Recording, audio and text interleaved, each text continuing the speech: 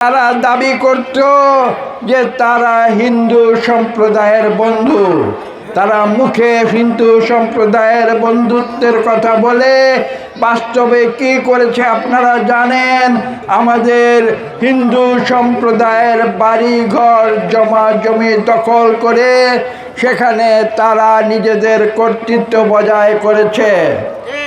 এবং আপনারা, আমি বলতে দ্বিধা নেই, আপনারা সেই অত্যাচার অনাচার থেকে মুক্তি পেতে যে আওয়ামী লীগ হিন্দুদের বন্ধু বলে নিজেদের দাবি করে, সেই আওয়ামী লীগের বিরুদ্ধে স্থানীয় নেতাদের বিরুদ্ধে আপনারা তৎকালীন সরকারের প্রধানমন্ত্রীর কাছে পর্যন্ত আবেদন করেছিলেন।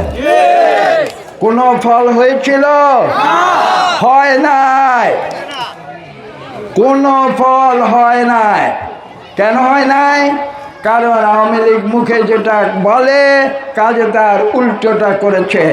মুখে তারা বলে তারা হিন্দু সম্প্রদায়ের বন্ধু, কাজে তারা হিন্দুদের সম্পত্তি লুটপাট করেছে। আমরা বিশ্বাস করি যে আমরা বাংলাদেশি জাতীয়তা বিশ্বাসী। বাংলাদেশি জাতীয়তাবাদের মূল মন্ত্র হচ্ছে এই যে আমরা জাতি ধর্ম বর্ণ নির্বিশেষে আমরা সকলে সমান, আমরা সকলে বাংলাদেশের অধিবাসী। এবং সেই বিশ্বাসে বিএনপি রাজনীতি করে।